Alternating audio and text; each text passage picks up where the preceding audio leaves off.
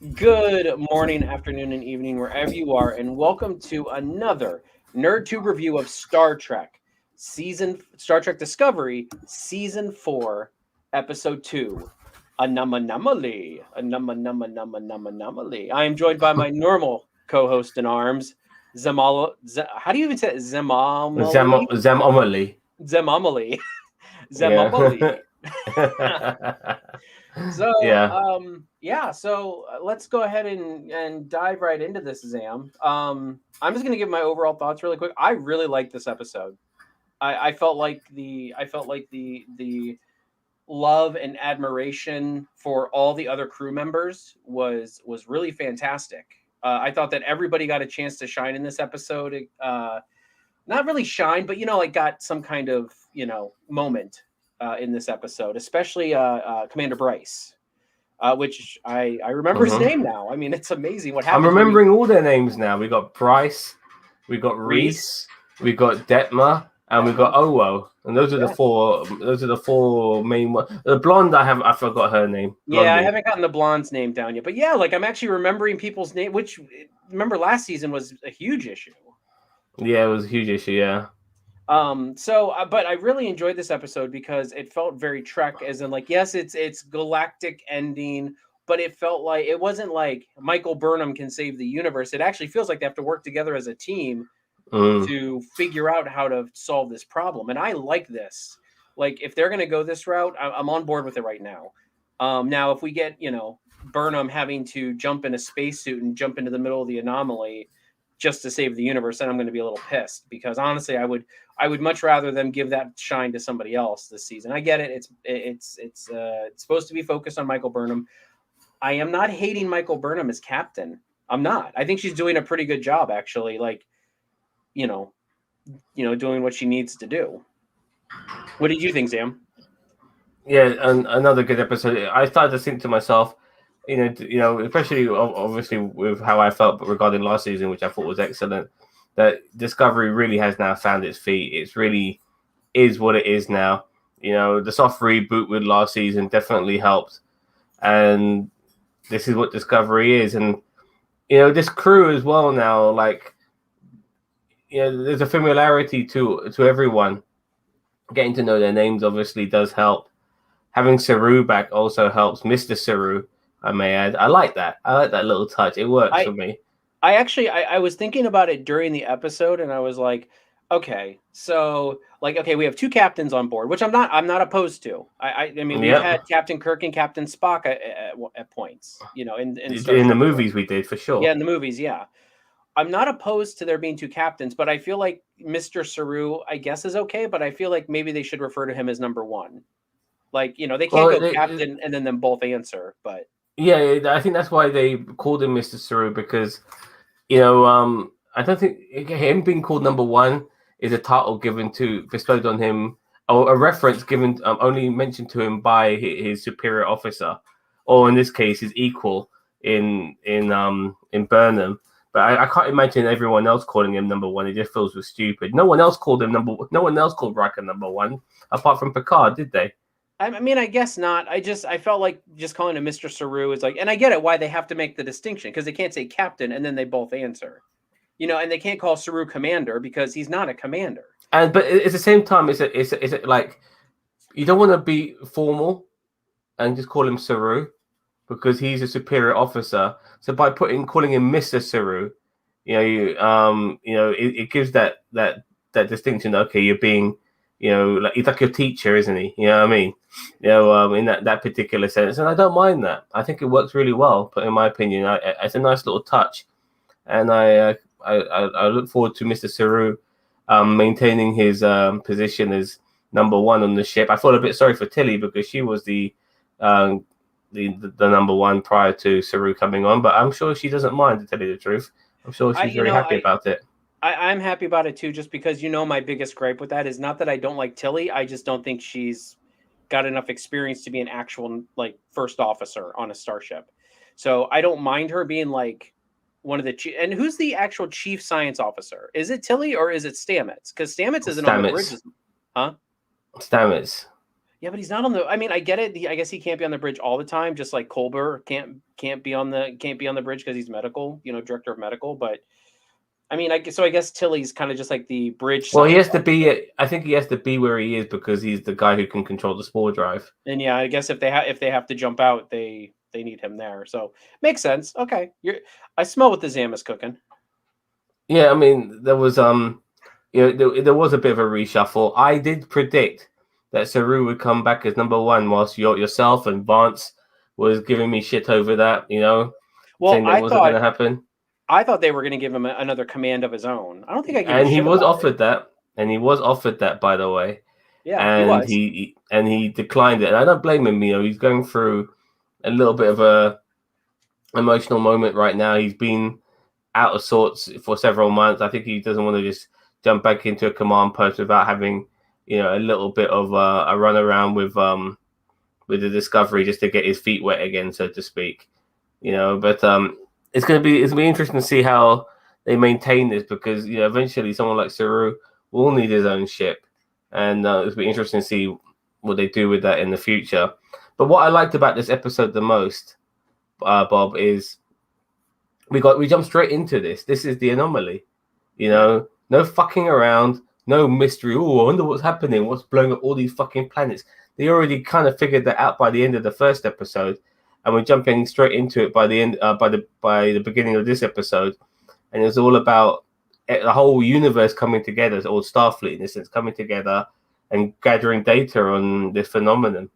Well, and the other thing is that it's the Federation and like even aligned worlds, because technically Navarre, the Vulcan Romulan, merger people, they're not a part of one thing we found out was that they are not a part of the Federation yet, which I thought was the case, but I wasn't sure because of the way they left things last season. But Navarre is not a member of the Federation yet.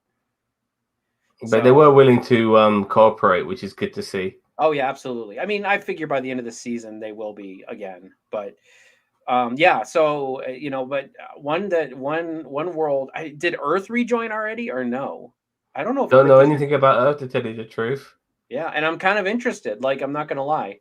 And also when they uttered the words binary black hole cluster or something like that, I was like, holy shit! Like that's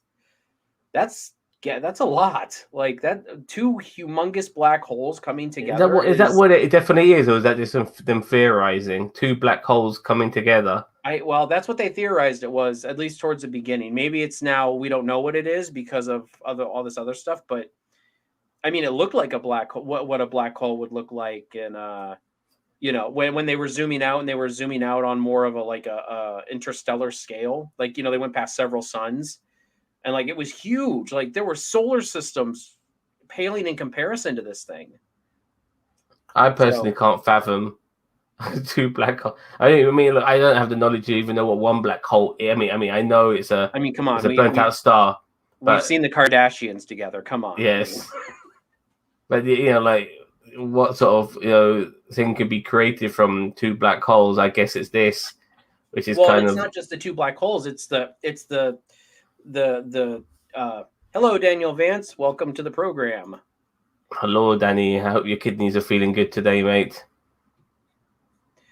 But yeah, I mean, it's that is a lot of spatial. I mean, cosmic, forces at work there between gravity and everything. I mean, that's a buddy. That's. I mean, when they said that, I seriously got dread for the universe because I'm like, I don't know if this is something they're going to just have to let out, let play out, or if they're going to have to launch Burnham into the middle of it and absorb all of it. Hello. Sorry, you got it. I apologize. No, it's okay. I mean, we just need to establish who. No, you do it. You do it. Okay. Hello, Commodore Boone. Happy Thanksgiving to you too. We didn't say Happy Thanksgiving because for the international audience, it's Happy Thanksgiving. It's fine. Thanks be to Zam for being here for you guys, and you can thank me as much as you want. You work today anyway. You should be glad I'm here because it's my day off. Yeah, I know. It's an American. I'm always amazed when the working class American has a day off work. It's like, what? Really? Amazing. Anyway, So Daniel Vance says, so Quajon can't survive, which is the planet book is from the Anomaly, but Bookship can. Their explanation is tripe. And you are correct. I agree with you on that one fact is that when I did see that, I'm like, so wait, this thing blew up a whole planetary system, yet Bookship survived. He pushed the fucking planet, pushed it from its solar system. And Bookship just happened to survive that because his ship can morph. I guess I agree with you. I agree with you very much that is a very lame excuse. But I just want to say that watching. I mean, I do want to cut into the middle of this episode, but by the end of this episode, you know what came across my mind? Star Trek has got its own Galactus. I was more thinking, and somebody pointed this out online. I think it was more of our Alderaan moment. In Star Wars, where No, at the end of episode 1, we had our Alderaan moment. I mentioned that last week. Was that you? Okay.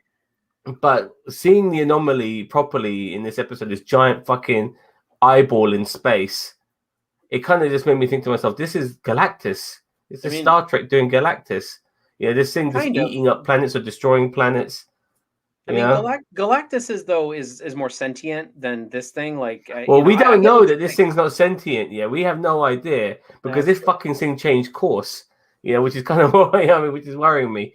First, it's about relative position, then size comes into play, and when it comes to Bookship, that Ex Machina, a flight into the Anomaly. Yeah, I mean, as I said, a Bookship is kind of like the answer to everything in these past 2 episodes. I mean, how do you survive a galactic anomaly? Bookship. How do you find out about the galactic anomaly? Bookship. I mean, like,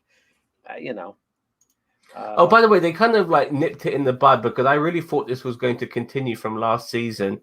Was Stamets and Burnham, because I assumed after when they were trying to rescue Starfleet at the end of season 3, and basically Stamets was the most important person because he was the guy who could activate the spore drive, and before Osara could get him, Michael Burnham shot him out of a fucking airlock and sent him the opposite direction so he couldn't be used. Even though at the time, Hugh and Adira was on that planet and he wanted to rescue them as well. So yes, I thought there was I thought there'll be potential beef because at the end of season 3, they had a look, Michael and Stamets, like, oh, we're not going to get along here. But they nipped it in the bud, and they mentioned that nip in the bud with Stamets making a joke about being shot out of an airlock, and he actually said, "Oh, too soon," So they did try to bring that back up again to say, "Okay, look, these 2 guys are fine," which is interesting to know. Yeah. Daniel Vance also says, I think all the super magnetic field would have made the ship morphing even more difficult. You're not wrong. That it depends on what the ship uses to morph. I mean, if it's programmable matter, but does it use magnetic fields to use that programmable matter? Yada yada, so on and so forth. I mean, this 32nd century tech is still. I mean, the 32nd century tech to us right now is just as foreign as the TOS era tech was foreign to them when we started back up, like when they started in TOS. So, I mean, this is just something that Star Trek's going to have to, lame-splain to us or Trek-splain to us, and we're just going to have to kind of go with it until we, find out it's totally wrong and we have this technology by 50 years from now. Okay, so records don't know anything like the Anomaly and Federation database. Sounds a lot like the Nexus to me. I don't know, because the Nexus was not on this scale. The Nexus was a ribbon across space, and it was big, but it wasn't like system. Like, this thing was golfing systems. Like, when they zoom out and pan out from it in this episode, it was literally like it could take whole solar systems out with it. So I get what you're saying about the Nexus, and everybody wants to go to their Christmas tree home and like Picard did in the Nexus, but I really feel like that this is more of a it's on a grander scale than even the Nexus was. Stamets leaving Book alone on board the ship to give Culber a hug was just bad form. Stay with the unstable crewman who is alone on the away mission. Yeah. Okay. I'm trying to love this season, but the writers are making it so hard. Oh, so you're not liking it so far this season? Oh, I'm really liking it. There are some I'm liking it too. there are some minor flubs here and there. I did think it was a little weird that Stamets did kind of just was like, all right, bye. Bloop. But at the same time, it was like, well, Stamets is very awkward anyway. We got Starfleet seatbelt technology apparently didn't survive the test of time. That is correct, just like the Soon technology. I guess just the success rate was just so low with the seatbelts, they just stopped using them over time. And Wagyu says, Wagyu. hello, chaps. Hello. Happy giving of thank yous, Mr. Okay, Wagyu. so we can get in and start breaking down this episode a little bit more. So we start off by by Burnham and Book kind of having their moment together where Yeah, Book's distraught, isn't he? yeah. Like he's absolutely he's going falling over apart. Yeah, he's going over the footage and everything like that, which I thought was I'm like, he's sitting there going back and forth over the bird footage, and I'm like, there's nothing there except birds falling. Yeah. But so he's going through all that, and then Burnham comes in and tries to console him, and he's just inconsolable. Like, not in an angry way, but in like a shut off and closed off sort of way. Which I thought was very interesting. I mean, I didn't think it was unlike him, but I thought it was very interesting. Book polishing his video editing skills, you're damn right. Who's? He was going through some survivor's guilt, wasn't he? He was Yeah. PTSD, survivor's guilt, you name it. He was going through it all, and he wanted to resolve the situation. Well, I give credit to this episode because during the course of his whole shenanigans, I had no idea if Book was going to make it out of this episode alive or not. And I think once he rode the second wave, I think, yeah, okay, fine, he's going to make it. But I give credit that you couldn't tell. I mean, what about yourself? I mean, either way. I was wondering because they didn't let Stamets go on the mission too, which I understand why. But yeah. I was like, okay, maybe this is their out to kill. And I mean, who knows? The actor, maybe the actor wanted an exit. Not that he thought that he wasn't happy. Maybe they thought that they've kind of done with him what they can, or maybe they wanted to just make his race an endangered species like the Vulcans were in the Kelvin timeline. Because think about it. His race is now an endangered species because they said that they were reaching out to his species, any of them that were off world. And they did. They yeah. I should have realized that he was going to survive because there was a fucking cat on that goddamn spaceship. Yeah, no, but you know what would have been great though? This is how I would have played that. Is that when he's getting ready to ride that second wave or something like that, and then all of a sudden Grudge jumps up on Burnham's lap on the bridge, and then that's when you know that he's not. And not that I want to kill him off. I really don't. I like Book. I don't want to kill him off. But wouldn't that have been a moment where like all of a sudden Grudge jumps on and it like the one that was on the ship was like a hologram cat because he wanted to be with Grudge till the end. Yeah, but what gave it away though was when Stamets tried to stroke the cat as a hologram, and apparently holograms freaked out the cat because she can't smell them. Yeah. So, and it's good to know that the holograms obviously in this era are hard like holograms. I guess that they can touch stuff. Oh, sorry, I'm mistaking holograms for fucking for Red Dwarf. I do apologize. Let's move on. Daniel Vance, what's he saying? Yeah, I kept wondering if the Anomaly wasn't trying to speak to Book via what he was seeing. I'm not sure if the Anomaly is sentient or not. I mean, and Zam's right. Like we don't know yet. I mean, I just assumed it was black holes. And I mean, yeah, it could be like a sentient being that is like a black hole or presents as a black hole but is actually a being. We don't know yet. It looks like a fucking giant eyeball in space. Well, not just an eyeball, an eye, like with the whole fucking eye section here. So that's what a black hole looks like, Sam. I mean, I don't know. Fucking eye, fucking scientist, Jim. You know what I mean? That's why you got me here because I'm a nerdy enough to look that shit up. Nevertheless, actually, I can't say that because technically we haven't seen a black hole, but this thing looks like looks very transparent. It looks like it just got the outlines, and you can see through it and stuff. Everything in the middle of a black hole is nothing. Like it's all sucked in, and there's an event horizon that kind of goes across, But yeah, a black hole is okay. So Oh, Wagyu he says, said go ahead. it can't be that. Oh, so apparently Grudge ate. Yeah, see, this is bad writing here. Apparently Grudge ate a holographic fish. Maybe he got so freaked out he decided to eat it. Yep. But that Black is hole true. looks like That's another plot hole. Man, you guys are finding all the plot holes. yeah. Looks like an eye in space too, though. Yeah, Does it that's look what I'm like saying. that Like, sort of eye? Does it look like that? You know what we saw in the fucking show. well, I mean, I think based on speculation from scientists and the data they've collected in real life, I think that because I don't think we've ever been able to actually photograph a black hole. We've just been able to see what a black hole looks like based on what's behind it, because you can't see like it's empty. It's nothing. Like it sucks everything in, and it either destroys it or sends it somewhere. fair So, enough. and we don't know in real life. We don't know. I'm sure Burnham will figure it out by the end of the season. Black holes do look like that, though. Although it wouldn't put it past the writers to use for these gravitational anomalies to be tears from a space giant. Oh, tears from Tears. a space giant. Maybe, Yeah, fair maybe we enough. have space giants coming. You never know. Well, But like you know, I personally think that the. I mean, at first I was a bit concerned because I don't want this black hole anomaly bollocks to be you know, a goddamn fucking sentient being. I really don't want it to be. I just want it to be this anomaly, this thing which is happening in space and is just fucking tearing up the fucking universe, and they have to, you know, like Starfleet has to figure a way out, you know, to stop it. That's what I want. If it's a sentient being, I'll be really fucking pissed off. me If it is too. like a I don't want it to be a sentient yeah, being. if it's a Galactus in space, I'll be really pissed off.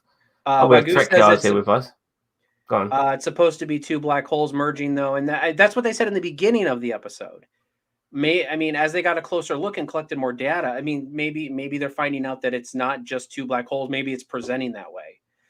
Trek Yards has joined us. They said just finished recording our review too. No ships in the is in this one for us to break down. Boo ha ha. That is true. There were no new ships, but we got a decent amount in the last episode. I wouldn't mind if in the next couple episodes we saw a couple new ships show up, like the Voyager J, the USS Nog. I wouldn't mind seeing a couple of those ships show up to help Discovery, like try to figure some of this out, or if they're trying to evacuate a planet next episode, they bring a couple starships in that we kind of get some glamour shots of.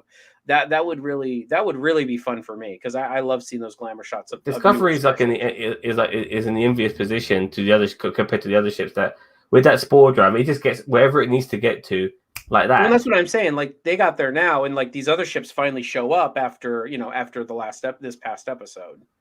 I would like to see. I'm not sure if we've seen any yet, but I would like to see some futuristic shuttlecrafts. Have we come across them yet? Spacesuits nowadays. Yeah. Oh no, actually, we know we Burnham was in something the other day. Yes, in last week's episode, but that looked like a singular vessel, like a one-man pod ship. Didn't really necessarily look like a shuttlecraft. Yeah. Wagyu says the other problem is the scale again. They said it's 5 light years across. The largest black hole in the universe, TON 618, is only 0.02 light years across. Well, that's what I'm saying. They're giving a scale here, like that, because as they zoomed out from this thing, it was larger than much larger than even solar systems. Like it went by suns and planets, and I mean it was still going out, and we still couldn't see, and we could barely see the edges of it. So Daniel Vance says Saru not taking command was a mistake, and both he and Burnham should have known that Starfleet needed experienced captains now more than ever. I don't agree. I am one of the biggest. I don't agree either. Huh? I don't agree either. I because I'm one of the biggest people who complain that it's the Michael Burnham show. However, I do feel in the past 2 episodes she has earned my respect as a captain. Last episode it was back and forth just because she put herself out there, and granted I know why she put herself out there, because she's got the most experience in that type of scenario with the suits and the pods or whatever it was, and space flight. But I mean, this episode she was delegating very well, and that's what a captain is. You delegate, and you put the right people in the right places to do the right job, and that's kind of what you do. I'm trying to get caught up on some of these. You got anything to add, Zam? No, not much. I mean, I agree with what you just said there. It was a worker bee. That's what it's called, yeah. Okay. I'm glad I got the name of it. In the Academy hangar in the background, no clear look. Yeah. Tron spaceship, fucking Michael Burnham used. Wagyu says she had worker bee bubble pod last week. That's when Shatter forgot about the transparent aluminum. I know, transparent aluminum. We got to have our transparent. And we also aluminum. got to see, like, that space station and its escape pods or whatever. And by the way, I was talking last week regarding why didn't they transport them out, and people said, I think it was Vance who said, well, because the shields are up, but they were all in the same shield bubble. Yeah. So they should have been able to transport them out. Thing. Okay. All right. Fair You're enough. right. No, they were in the same shield bubble. Like that, you are correct. They should have been able to transport if there was no interference. Trek Yard says the biggest problem with this anomaly is it's presented as being sublight, which means it would take hundreds of years to reach anywhere. Now, did this go work? Wait. Okay. Which means it would take hundreds of years to reach anywhere. If it was at warp, then how did Disco work with it at impulse? I don't know. I don't know either, mate. That's why it's science fiction. Plot holes. We're gonna call dissecting this fucking thing like fucking surgeons, mate. I have no fucking clue. From now on. Yeah, fair enough. Wagyu says, but how can something that big not be detected? Light bends around it, and gravitational effects on stuff 900 years of photography, and they missed it. Again, you're not incorrect. I mean, I was wondering that when they first talked about it. I'm like, okay, did this thing just spur up out of nowhere? Did it just come out of the plot hole anus of the universe? Or maybe we'll find out that some Kelpian kid fucking created it by screaming too loudly. No, it can't be a Kelpian again. Come on, it's got to be like a Tellarite. Those Tellarite assholes are pretty big, so probably just farted this thing out. Yeah, that's another issue. If it's going to be another system, you'd expect it to have 500 years warning. It's almost written as if Jason Voorhees is going to pop up anywhere in the galaxy. That's what we were just saying. Fantasy doesn't quantify for science fiction. I just want to mention Gray here, actually, very briefly, because they've done a nice little thing here regarding Gray, and also Picard, because they mentioned the fact that they're using a sort of technology that was 800 years ago, and the last person this worked on was Picard, which is obviously from the series Picard. And at the time when this sort of like body was created, people were saying that this would make you immortal. It would just basically be the beginning of immortality. But they kind of nipped that in the bud with what they made sure they nipped that in the bud with what Colbert was saying, that this doesn't really work too well. But because you're a consciousness, it will work with you for some reason. I mean, it's all techno fucking jargon. Century tech, yeah. That's what we're doing here. Programmable. Well, no, but that was 24th century tech they were using. Because he mentioned it was 800 years old. The technology they were using, and he mentioned Picard's name. Like, oh, what was that guy's name again? Picard, yeah. Well, and I understand why Colbert doesn't understand Picard, because it's like they were well before Picard, like before Picard was even a Starfleet thing.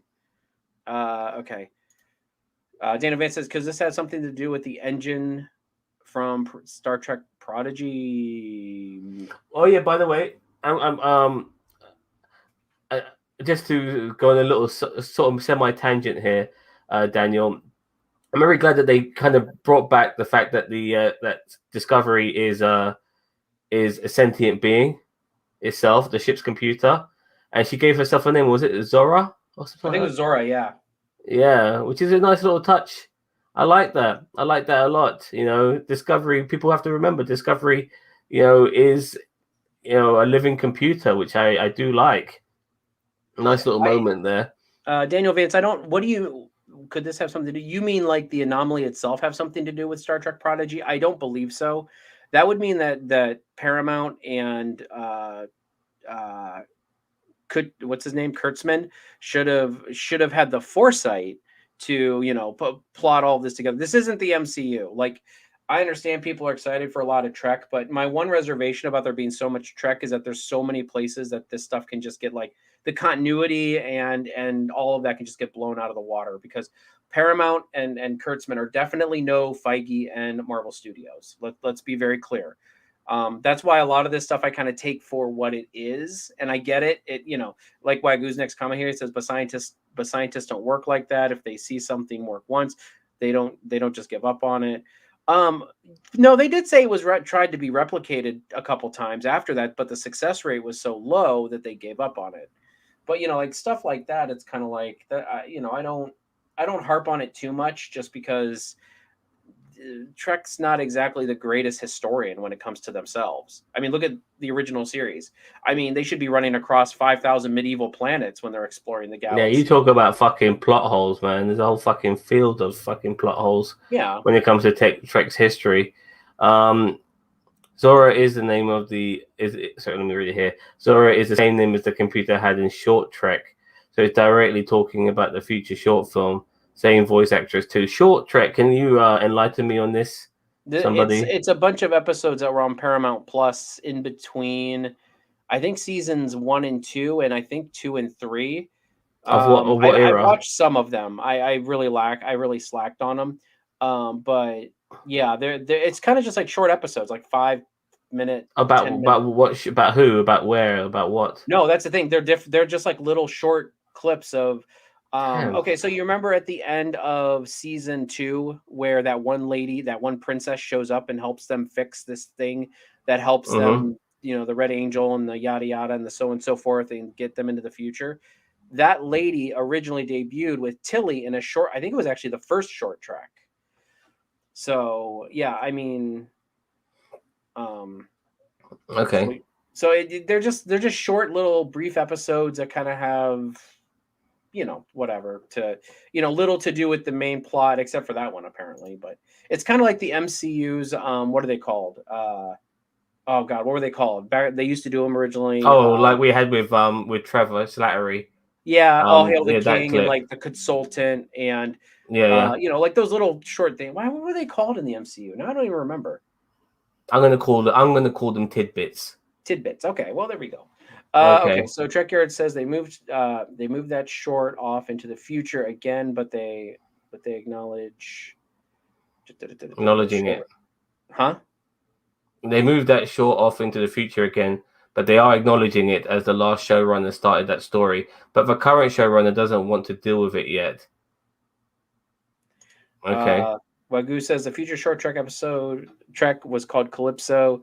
It'd be amazing if they managed to get it worked in with any logic, though.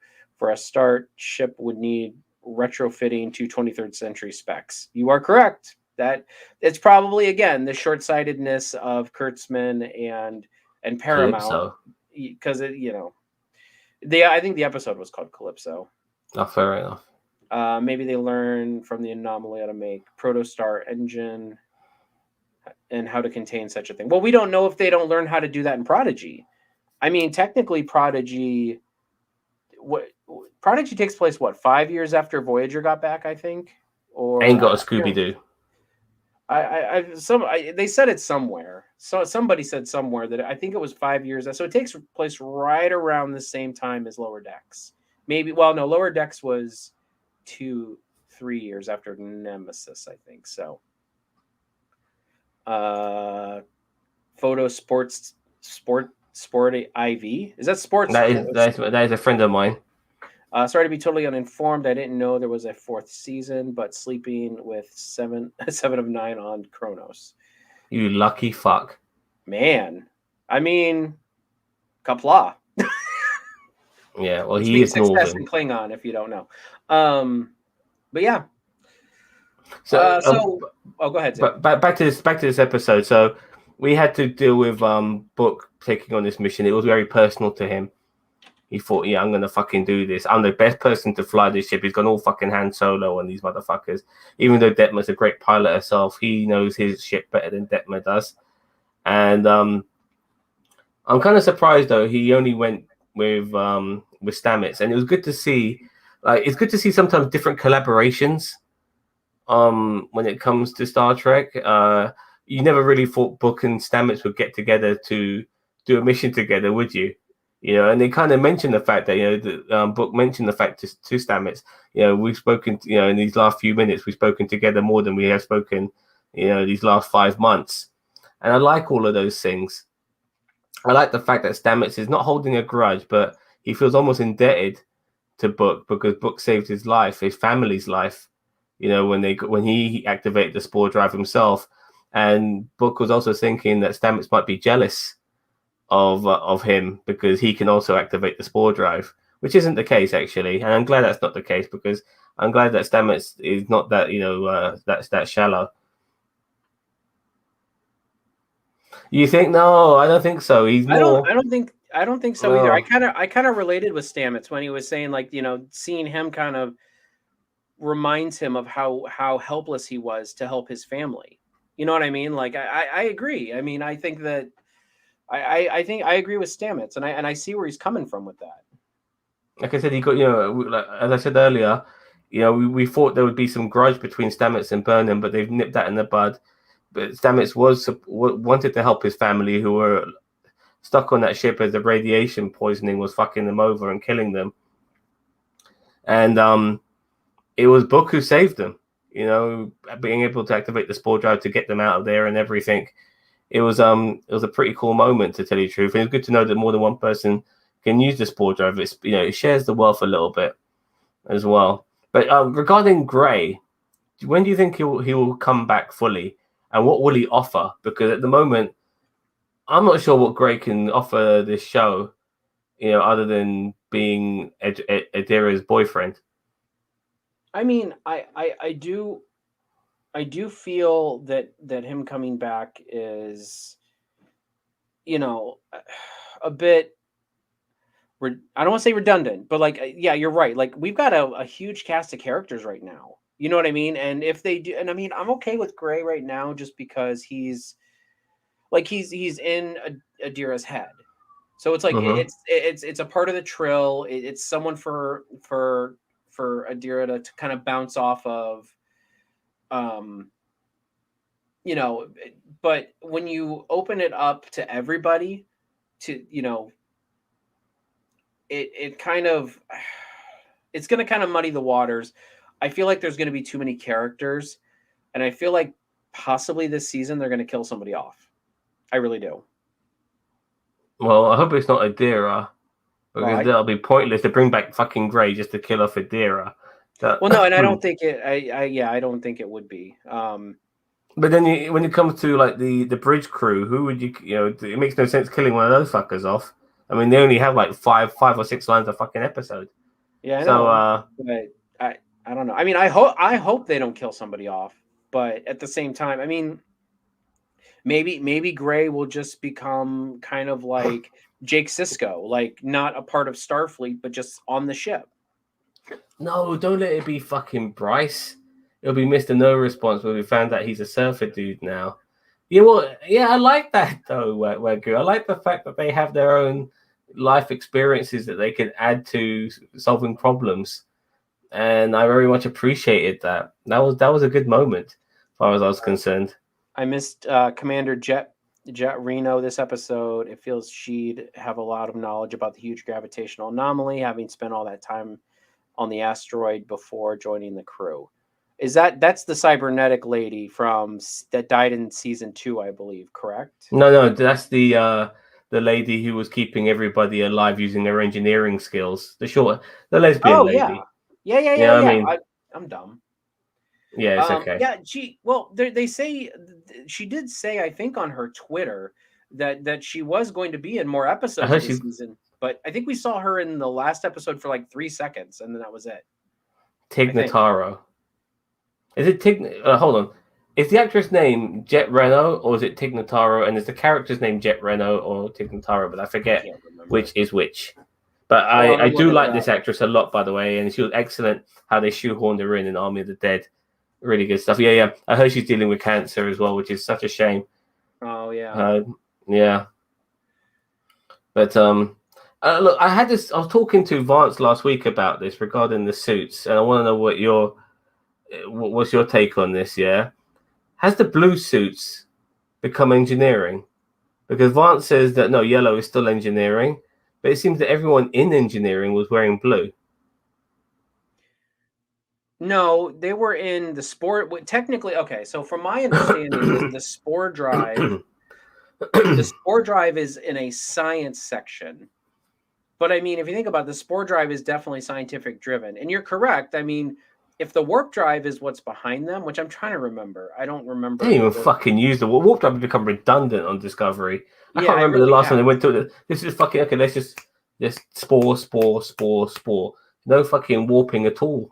Yeah, that's why I'm just like, why don't they just fix their like? I kind of sad that they found more dilithium because I'm like, why don't they just find a way to adapt the spore drive and then they can travel the mycelial network? Because really, the mycelial network is limited to the Milky Way galaxy, so it's like it only makes sense for them to be able to go anywhere in the Milky Way galaxy at this point. It's the 32nd century, like alpha, beta, delta, quad, all of them, gamma quadrant. Like that means that we could see like and I mean I get using like limiting how much they can use it, but at the same time it's like, yeah, you're right, the warp drive is pretty redundant. But that's why I think that that's why I really think that like there's more blue shirts in that area, is because it's a science section. But you're right, we have I don't have we actually seen I think the warp drive is like behind it or something, I don't know, maybe So there's more yellow, yellow so shirts. yellow is still engineering. Yeah, Yes. I've always found a bit weird with some of the color because sometimes one color has more than one meaning. Like yellow's kind of also been security as well, hasn't it? And You ops, know, and engineering, ops. ops, and Yeah, security. and because the whole fucking bridge crew wears yellow. Well, in the original series. No, but I'm talking about in Discovery. Not Yeah, I mean, and I said in my They 10 all do. takeaways last week, it was like, Apart from Tilly, and obviously the captain who wears red because they're the captain. yeah. You know? Well, but no, but red also is standing for command. So I mean, you can still have a red shirt, but it's more of a command structure. So Technically, Tilly should be wearing a red one. no, because she's not first officer anymore. No, but in the previous episode, she should have wore one. I guess, but they kind of nipped that in the bud too. I mean, okay. So Tig Notaro plays Jet Reno. Jet Reno is the character. Okay. Thank you Wagyu very says, I much. think the character is Jet Reno. She's supposed to did the second half of the shoot. Okay, so she's going to be in the second half of the season. I'm so gutted that she's got cancer, but I really like her character. I really do. Stamets was always a mushroom scientist, even in real life. He's named after a mushroom scientist. Okay. Yeah, he liked his mushrooms. They shot the warp core out of that weird area at the end of the last season to blow up the Osiris massive ship. That's true, they did. With a load of innocence. You'd think main engineering is near there. And that's what I'm saying. I feel like main engineering is near there, but it's also, that was 5 months ago. You're telling me they couldn't get a new warp core between now and then? I don't know. I mean, as I said, at this point, you're right. Like, why do we care about main engineering? Because we got the spore drive. I mean, it would be nice, but no. But I mean, and then blue has always traditionally been science and medical. In DS9, they put a smidge of a like teal. I believe teal was medical, and then I remember. No, but I remember Troy wearing sort of a green outfit in Nemesis. Yeah, she had the green collar. So like the medical is more of a teal, and then the medical is more of a teal, and then like the science is more of a blue. In DS9 they had that for a little bit because Dax and Bashir had two different kind of sides. Also, we have another person joining us. Happy Thanksgiving. Films. What's up, guys? How are we doing? We're just talking fine, thank you. Star Trek Loving Discovery. those glasses, by the way. Thanks, guys. Are you allergic Great. to the same stuff that Kirk is allergic to? Is that why you have The- the glasses? Yeah, well, fuck, I forgot what it was called. Yeah, yeah. Well, he, Okay. Yeah. So we're kind of working through the episode. Vance, since you just joined us, what did you think of this episode overall? Have you seen it? Obviously, probably since you're joining us. Yeah, I did. I saw it this morning. I didn't think I was gonna have time because last night I was doing Thanksgiving stuff with Mona, and this morning while I was doing breakfast stuff with Royce, Mona was at work. I watched it. While I was doing Santa list with Royce and stuff. So I saw it in two parts. I kind of wanted to know where the hell's the engineer? I really missed her. Because I mean. She's kind of a highlight for me. So I really missed her presence there, but I loved the communication, the relationship between Book and Stamets. I like the fact that, toward the end of the episode, it kind of added to the mystery of what the anomaly was. I'm glad we didn't get more of the president and that douchebag storyline that she had. It was a better episode than last week's episode for me. It kind of added to the mystery of what this is. A lot better than last year's storyline of the burn. So I'm intrigued. I still though would rather have had a glimpse of the engineer of what is her name, Tig or. We were just Yeah, talking Brenna. about that. Yeah, we were actually just talking about that. She is not in these episodes because she is battling cancer. Okay. So there's a reason she's not on there. But they said I think either Daniel or Wagyu said that in the comments said that she did film some episodes in the second half of the season. So okay. So I mean we can't really fault her for not being in there. Right. But I find it because like Zim did point out, and I pointed out in my 10 takeaways video last week, is that there are a lot of yellow shirts on the bridge. Yeah. I mean, so we have a navigator, we have ops. I mean, are one of them engineers? What is Reese and what is Bryce? Because Reese is. Well, I think Bryce is communication. No, the agent is Reese is the agent guy, and he's communications. Yep. Is he communications? I think so. Wow, well, he got in the command chair, just being communications. All right, I mean, well, and sure. Maybe Bryce is tactical. It could be. Well, here's the thing. What got me was last week. I remember they called the lady with not the lady with the implants that's at the Owu. Yeah, she called her by the rank of commander. And then the same thing with the other guy this week, called him commander too with the yellow shirt. I think they're lieutenant commanders though. Maybe could be. Again, I haven't seen the rank. That's the problem with their ranks is they're on the collar and they're so small, the little pip things. Actually, I was looking really closely this week because I was wondering last week, and they're only on like Burnham and Saru's collars. Mm-hmm. They're not on the other cast members' collars. They're on their emblem on their shirt. But I was zooming and enhancing, and I did not see any pips on their neck things. And maybe I just didn't see it right, but I looked in a couple places and I did not see them on there. Mm-hmm. I don't think there's enough ranks in Starfleet, to tell you the truth. I think there's too fewer ranks. You know, like your ensign, then your lieutenant, then your lieutenant commander, captain, admiral. Well, there's also lieutenant junior grade. Well, yeah, that's fine. Sounds like fucking cannabis. Mr. Wagyu.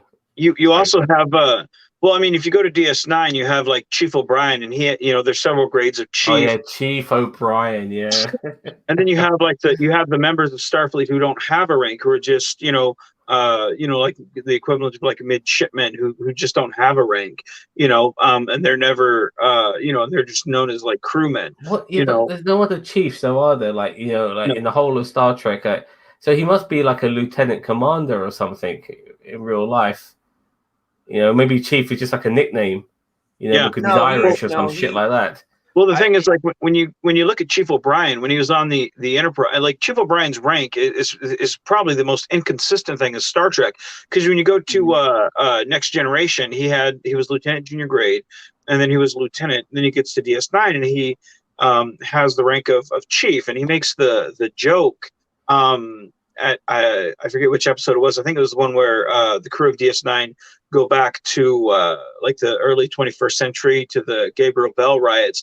But Chief O'Brien, when all of the bridge crew are supposed to go to like this Starfleet dinner at the beginning of the episode, Chief O'Brien makes a comment. He's like, "No, that's why I never went to the academy, because I don't have a rank. That's why I never went to the academy, because I don't ever have to go to those dinners." Well, if the rank of Lieutenant Junior grade and Lieutenant from the Next Generation days held through, you would have had to have gone to the academy. So, what, unless it was a field promotion of Lieutenant or Lieutenant Junior grade, why did he have those ranks from the earlier days? So that's an inconsistency of the rank.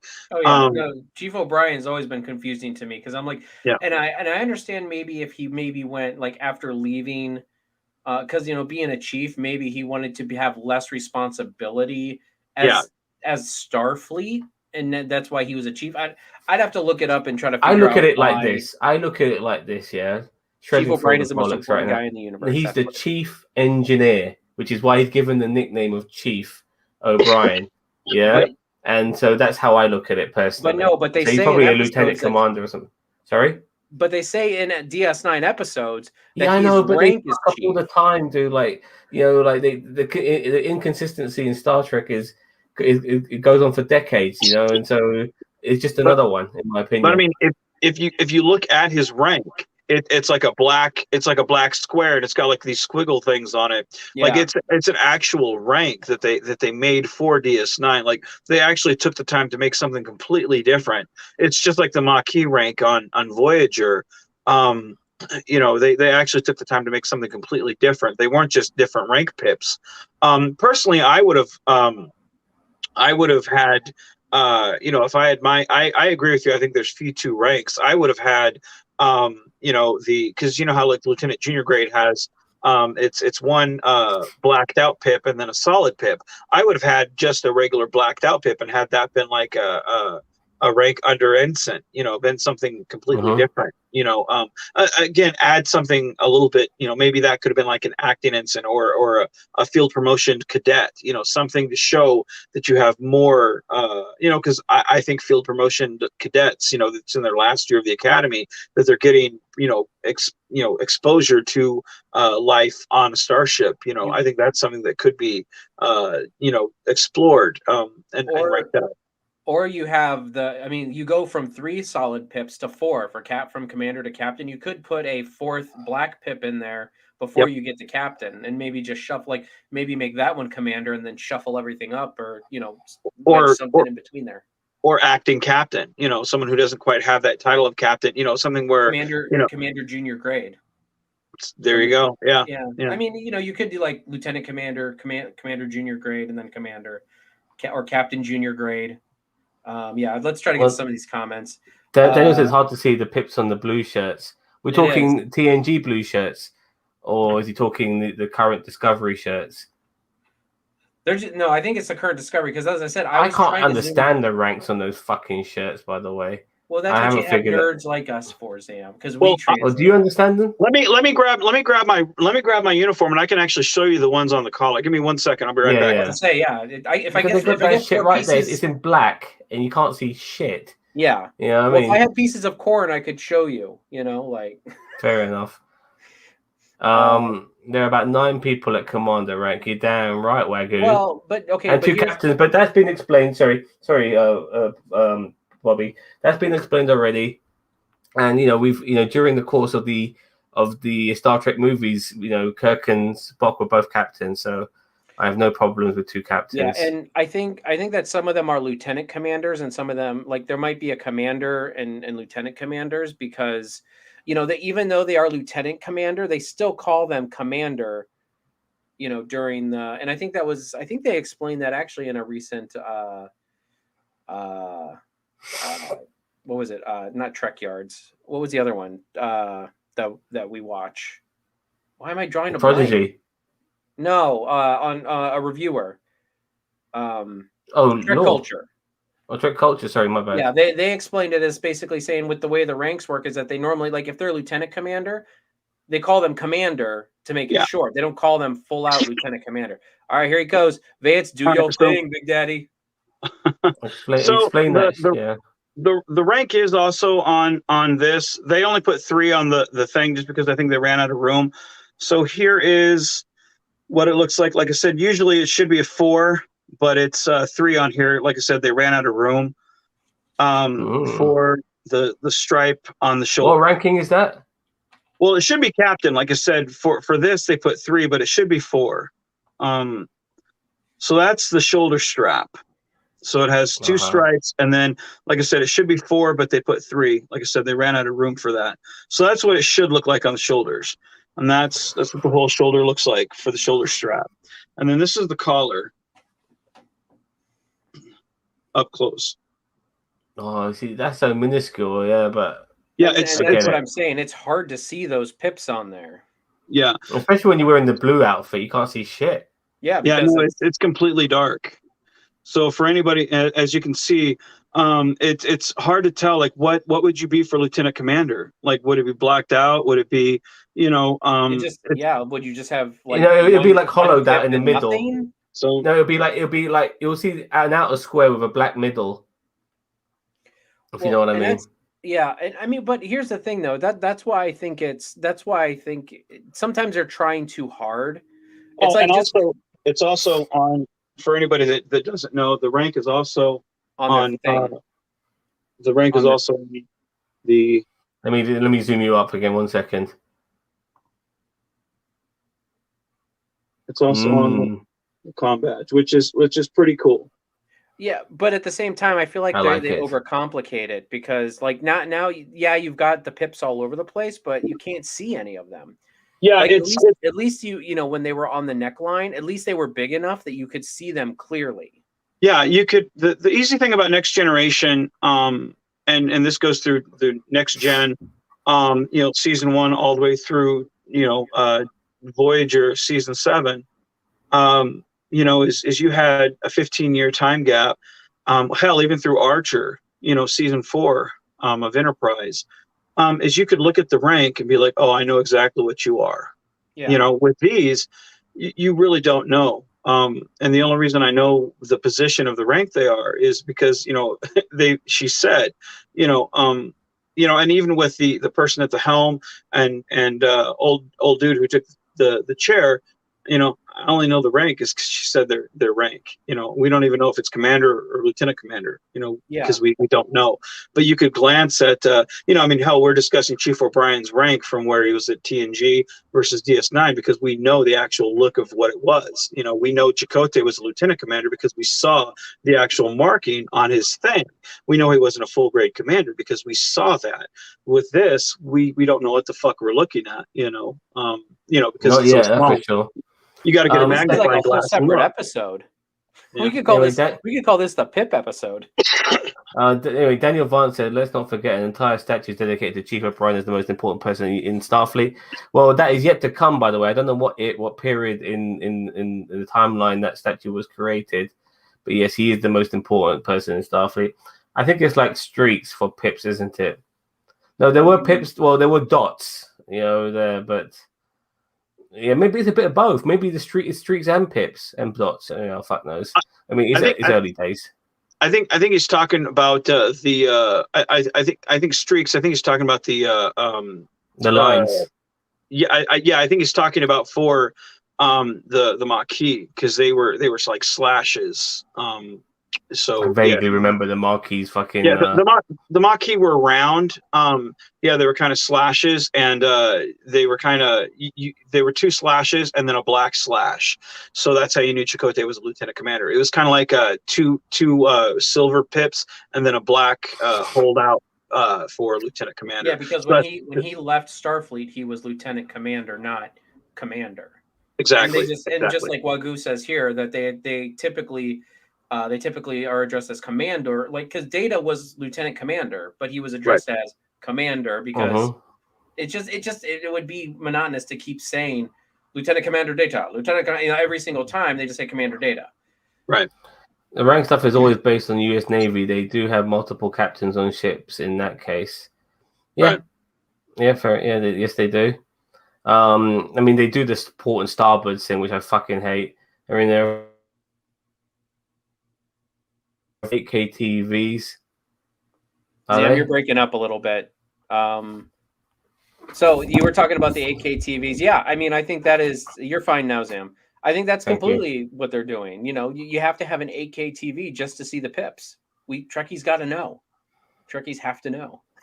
I'm good on that little 8-inch black and white TV that I had when I was 10. So it's all good, man. Go back to old technology. Yep, I agree. Daniel Vance, I didn't mention it last week, but I love how the uniform lit up when the person was in an emergency, like a firefighter's man down alarm. They lit up? I didn't see I must that. have missed that. I must have missed that. Did you see the uniforms light up? I didn't see it. She does kind of on the promotional. When the promotional picture of her where she's standing behind the chair, kind of looking solemn, like she kind of glows. I mean, but to me, the one that's we have just in the background here. Dude, it does, doesn't it? But no, it's to me. I just think it's a matter of lighting. I don't know if it's a matter of the uniform glowing. So I don't. I just think it's a matter of the lighting that they're in. The crash in the hangar bay. Just to get back to this episode, we see Book going through some major PTSD during the course of this episode. His head's not in the game, and he ends up seeing his dead nephew running around the fucking ship, which I thought was fucking stupid. Personally, I don't know what you guys thought, how you guys looked at that. I thought it is classic Trek, like trying to convey the fact that he's struggling at the moment. Yeah, my heart actually went out to him. I liked it. I mean, the thing is, like, the worst thing about, or the most heartbreaking thing about the last episode was at the end when he was like, they're all gone. And to see that this dude was kind of tripping the whole time, like, to me, my heart went out to him, I mean, you're right. It is a very Trek thing for them to do. But I mean, every one of us would be going through that, as we're struggling through,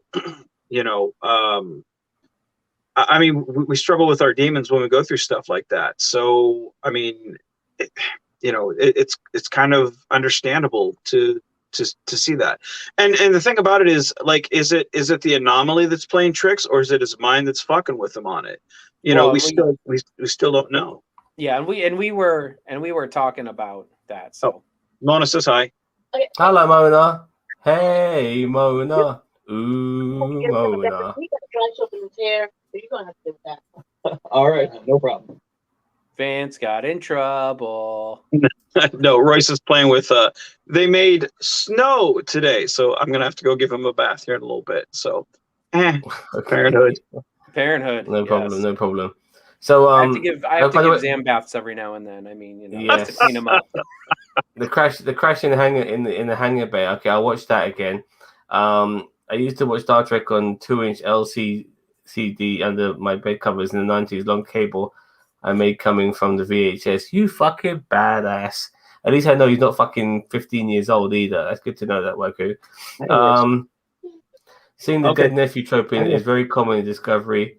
Adira sees Gray. Tilly had that weird school friend appear when she was winning the marathon. Did she? Yeah, she was seeing somebody. One episode, I think in season 2, she was seeing somebody. Maybe it was season 1. I don't remember, but. Well, regarding Tilly, we had a moment with her and Culber, and Culber is my favorite character on Discovery. By the way, he's just he's the sort of doctor I would want. Out of all the doctors we've had in Star Trek, if I ever want a doctor, I would want it to be Hugh Culber. I mean, he's just so awesome. He's so nice. He's so friendly. He wants to help, and he's got a great bedside manner too. And he also seems to have the elements of being a ship's counselor as well, which is I think very he nice. is technically ship's counselor. Yes, I agree. So I very much like that. And you saw him and Tilly have that little moment with each other, which was very sweet, and they were like having a little laugh and a joke. And he wants to have a chat with him professionally, of course, but but basically just maybe to offload some of her grievances, I guess. So yeah, I very much like that, and it looks like Colbert's going to be pulling double duty. He's going to be ship's counselor as well as ship's doctor. So it'll be interesting to see where that goes into the future. So yeah, I very much like that too. The thing about Colbert is, and this has been a continuing thing with him. Anyone's better than Dr. Pulaski. Hell yeah, dude. I like Dr. Pulaski. She got a bad time. Pulaski, bleh. Yeah. I like Colbert because like the thing about him is like you can see his humanity, and you can like I love Bashir. I thought he was great. Dr. Crusher I thought was, she had her moments where she was good, but she was kind of defined too much by her career. Bashir was a wonderful human being who happened to be a doctor. The doctor in Voyager was, he was kind of defined by being a hologram. But I feel with Colbert, I feel like he's a lot more like the Bashir who is a wonderful human who happens to be a doctor. I'm going back to season 1. And looking at him, the humanity he has for the guy who was a Klingon spy, and you see him kind of, when he's explaining it to him, and all those different things, that he's kind of going through with him, right up to his death. That's great humanity. Who just happens to be a doctor. Sidestepping what happens in season 2, because I didn't really care for that arc that he went through there. Going into season 3, when he's building upon the relationship that he has with the different crew members, especially with I can't think of the name. Stamets? Yeah, Stamets. And building upon the relationship with, kind of growing out with kind of the family aspect with the Trill lady. It's you see the humanity that he has, again with the Dr. Philippa, or not Dr. Captain Giorgio. There you go. Yeah. Again, I'm terrible with names. Forgive me. But you see the humanity that he has, especially like when he's talking to the guy with the glasses. And he's to me, his job isn't just him being a doctor like Dr. Crusher was. Again, I love the actress. I love where she did have moments to shine. But with him, it's his humanity is there, and he just happens to be a doctor. And that's where he's at here. Like when he gets the chance to be on screen, he really steals it. And it's, he just happens to be a doctor. And now, it's his humanity comes through. And that's why, he gets to engage as the counselor type, because it's his humanity that's in his profession. And I love it because he really steals the screen. Well, for me, Dr. Crusher was, will she fuck Picard? Will they not fuck? That's how I looked at it regarding that, Right, okay, right. overall, but look, let's cut to the chase some of that. I know you guys have got some Thanksgiving stuff to do. You got to stuff your fucking turkeys and shit like that. So, yeah, this episode ended finding out that the anomaly can change fucking direction. So as we mentioned this very briefly, because after getting all their data and stuff like that, they're trying to understand it, and they got an Everest worth of data which Saru didn't understand. But yes, they got Everest worth of fucking data, and they realize that the anomaly can change direction. Eventually, they'll fucking suss some fucking plan out eventually, because that's what they do. But for now, they're fucking wondering what the fuck's going on.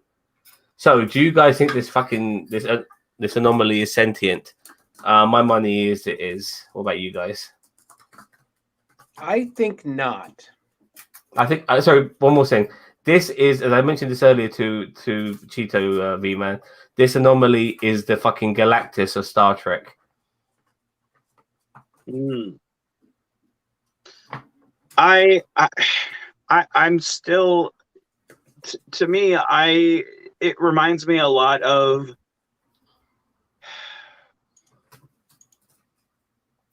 I don't think it's, I think you're half right, half wrong. To me, I still have to go with the V'ger aspect of it. Just looking at it's something that So it became sentient, artificial intelligence. Yeah, because I mean, looking at it, to me it feels one way, but it's another, and I know that it's too. They like to do, we're going this way, and then they throw you a curveball, and I feel like that's the direction that they're going. And to me, I feel like somewhere you're going to see there's something at the heart of this. It doesn't act like a normal black hole. It doesn't feel like two black like, and for it to just change direction, and for them to keep, they really stress the point of this is not how it should be, and for it to be sentient. Okay, well, how do you deal with something that's that large?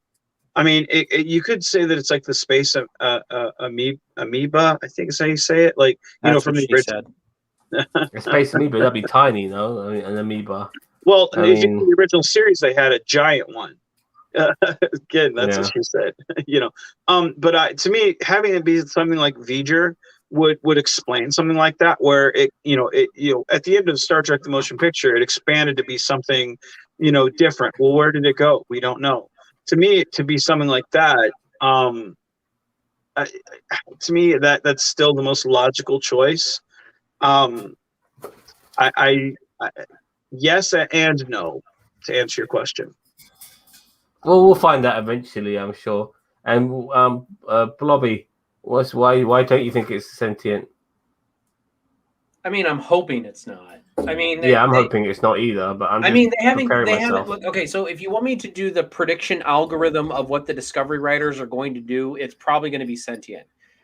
Kelpie and Everything Kid. they've shown us so far, though, in a void, I would just guess it's some kind of random anomaly. Like, that's just, they have to figure out how to fix. Okay, well, I mean, look, we got plenty of episodes. How many episodes are there? 13 in the season? I think 15, but I'll double check. See, here's the thing for you, Cheeto. If this was a single episodic thing, then I would agree. Then I would say it's a generic anomaly. I don't think it's a generic anomaly because if it was just a generic anomaly, then I mean, why do we have such an overarching thing? So to me, that would be very simplistic for it to be just a generic anomaly. I don't think they would set it up to be like that because we have, the overarch thing. To me, I just think it's so simplistic to be a generic anomaly for that. 13 episodes. Okay. Now before we end, I want to quickly share this on screen to you guys because we got some good news for the rest of the world when it comes to Discovery. Yeah. Let me read this article to you. The Star Trek Discovery Season 4 UK home and air date revealed. Star Trek fans can rejoice. Oh, by the way, just so before I continue, as many people know, Paramount Plus, the greedy fucks, decided to release Star Trek Discovery to the rest of the world in 2022. No date was given for 2022. They just said 2022. So whilst Canada, America, and Brazil was going to get this shit, already as we speak, the rest of the world was going to get it several months later, which is fucking ridiculous. Obviously, there was a massive outcry. This shit started trending on Twitter.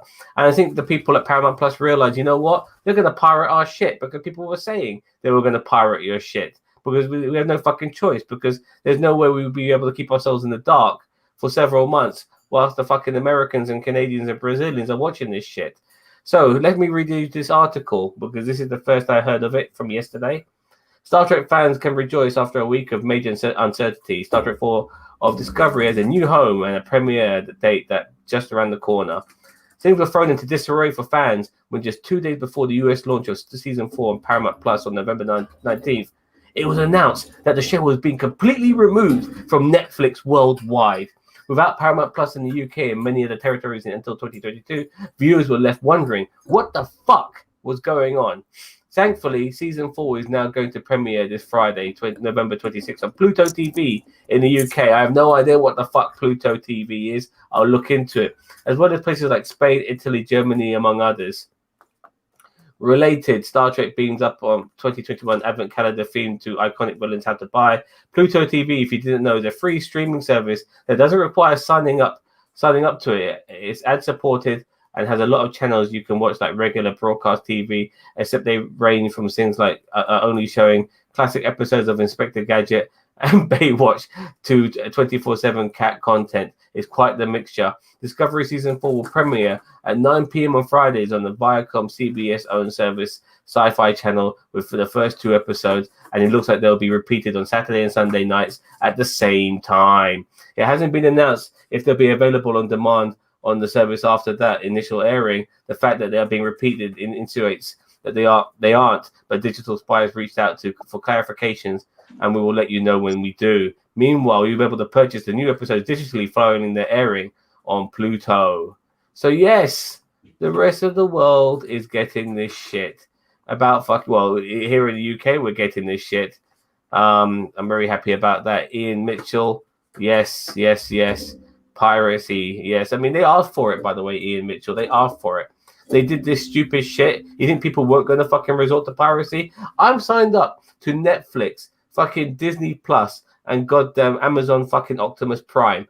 And I still have to fucking find another subscription service to watch this goddamn shit. Are you fucking mad? Now, ridiculous. Zam. Mm-hmm.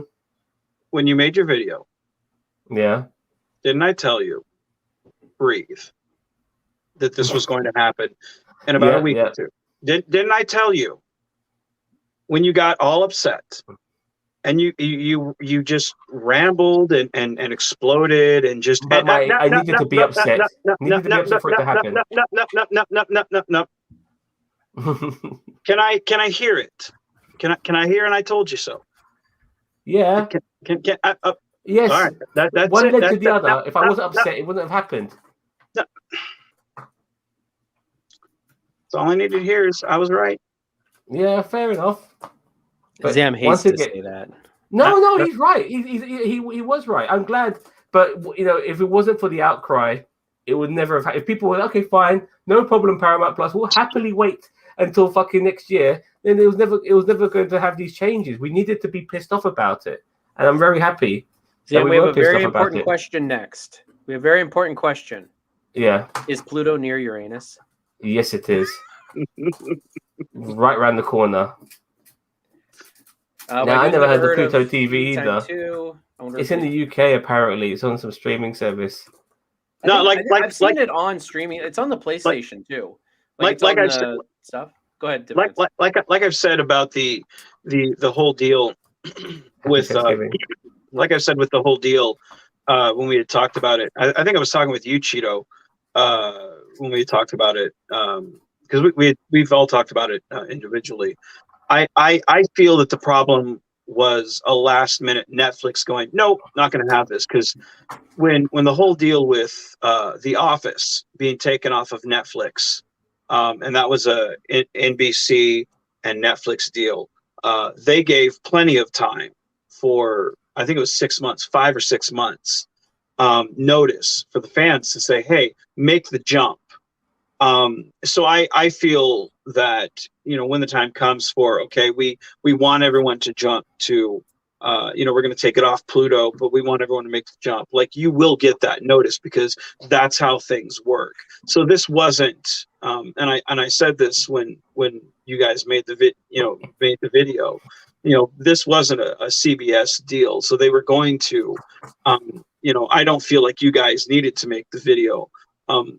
They were going to, fix this because they want to give people notice, because they will, the fans will go to piracy, because why go to, your average fan will, subscribe to Paramount if they're given notice. But as soon as they start feeling like, oh man, you're sticking up as far as you can up the tailpipe, they're going to go to piracy and be like, man, fuck you.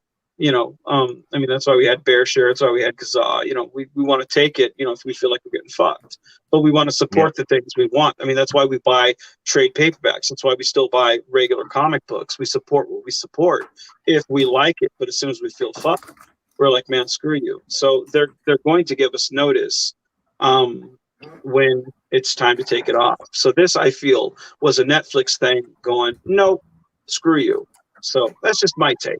But I'm, looking at what we've seen here, it kind of proves that point of what I said a few weeks ago. So, but anyway, I don't know, but I'm gonna keep this comment up for every.